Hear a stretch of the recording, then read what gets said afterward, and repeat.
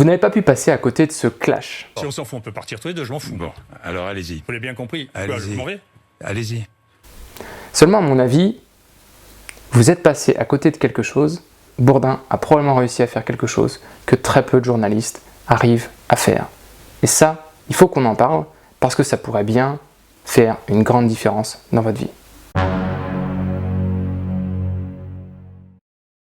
On a tous des situations dans lesquelles on a une tension maximum. On a tous dans notre quotidien et spécialement dans la vente, dans le fait d'essayer d'embarquer des gens dans des idées, dès que on est face à d'autres personnes que l'on doit emmener quelque part ou que l'on doit convaincre, on risque à un moment donné d'arriver à des clashs. On risque à un moment donné de se buter contre un mur et émotionnellement se retrouver embarqué dans un espèce d'engrenage dans lequel on a du mal à sortir et qui risque d'aboutir, si on n'a pas l'intelligence qu'a eu Bourdin, à un clash complet, c'est-à-dire à une rupture de confiance telle qu'il n'y a aucun gagnant à l'issue du clash.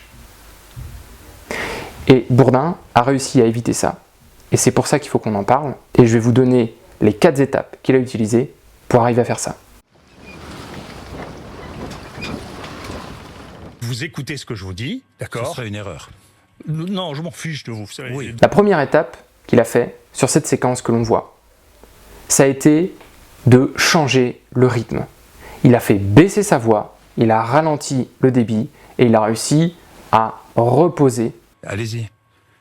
Allez-y. De nombreux professeurs de médecine. Allez-y. Allez-y. Partez, ne partez pas, j'ai des questions à vous poser. À redescendre la pression. Et il l'a fait en faisant aussi quelque chose en même temps qui est indispensable à faire dans ce genre de situation, c'est d'arriver à se détacher au résultat de la conversation. Là où souvent le clash va partir en cascade, là où on va pas réussir à avoir une issue favorable, c'est qu'on est tellement attaché au résultat, on est tellement attaché au fait d'avoir raison, qu'on ne lâche aucun terrain.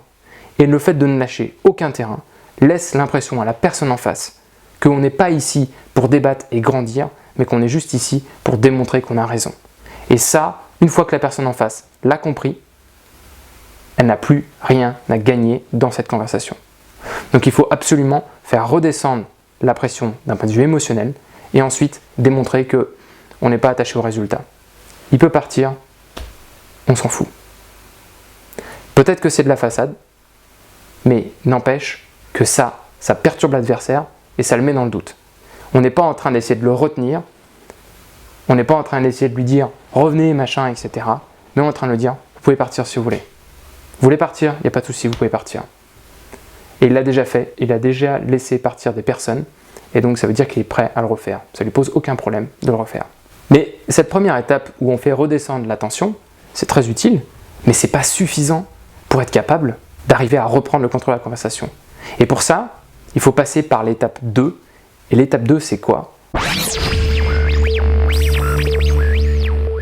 Ne dites pas que je ne pose pas de questions intelligentes. Si, je vous le dis. Bon, vous n'êtes pas journaliste. Je ne suis pas journaliste, mais Bon. je suis un humain normal. Moi, je ne et suis puis pas voilà. médecin, vous n'êtes pas journaliste, on est Donc d'accord. ne me Bon, donnez alors pas je de leçons change de de médecine sujet. et Je parlez-moi change de correctement. sujet. Eh bien, c'est redéfinir les règles. Rappeler les règles du jeu. Redéfinir les territoires de chacun. Vous êtes le professeur, je suis le journaliste. Je ne vous donne pas de leçons de médecine, vous ne me donnez pas de leçons de journalisme. Et ça permet de rééquilibrer l'échange et de rappeler que c'est une conversation d'humain à humain, que parfois on peut s'emporter, mais qu'il accepte et qu'on accepte et qu'on redéfinit et qu'on part sur un accord qui est nos territoires sont ici, le mien est ici, le vôtre est ici. Et ça permet de commencer à créer le terreau pour passer à l'étape d'après. Et l'étape d'après, si on veut réussir à réembarquer la personne et qu'elle soit à nouveau volontaire et qu'elle veuille à nouveau contribuer à cette conversation, il va falloir lui concéder quelque chose. Il va falloir lui concéder une victoire. Et seules des personnes très intelligentes sont capables de comprendre que l'ego nous joue parfois des tours et que si on veut vraiment arriver à son but, eh bien parfois il faut le mettre de côté, parfois il faut savoir mettre de côté le fait qu'on voulait montrer, imposer le fait que l'on avait raison. Et là, c'est ce qu'il fait. Non, mais vous posez des questions qui sont trop simples. Je suis désolé. C'est pas acheté. Est-ce qu'ils ont des conflits d'intérêts? Alors, est-ce qu'il y a des conflits d'intérêts? C'est évident qu'il y a des conflits d'intérêts. C'est vrai? Mais bien sûr. Il concède une victoire pour que la personne en face, en l'occurrence Didier Raoult, reparte avec quelque chose, gagne quelque chose. Et donc sur ça, il va pouvoir après introduire la fameuse 4e et dernière étape qui va lui permettre de véritablement reprendre le contrôle de la conversation alors qu'il l'avait perdu. La 4e et dernière étape qui va permettre enfin de reprendre la conversation.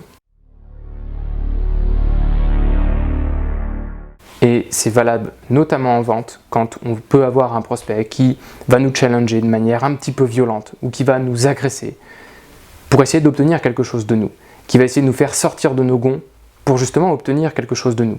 Donc ça, c'est quand on est en vente. Mais quand on est dans une situation managériale ou qu'on essaie de négocier son salaire ou qu'on n'est pas d'accord avec son manager sur quelque chose ou même que l'on est en train de batailler avec son compagnon ou sa compagne, sa femme ou son mari. Eh bien, à ce moment-là, si on veut reprendre le contrôle de la conversation, il va falloir faire ce qui fait que l'on a le contrôle de la conversation, c'est-à-dire poser une question. Mais pourquoi ça? Parce que c'est un laboratoire, Gilead, qui fabrique, qui propose ce traitement? Oui, c'est ce médicament de Gilead. Il n'y a qu'un moyen de savoir qui contrôle la conversation, c'est celui qui pose les questions.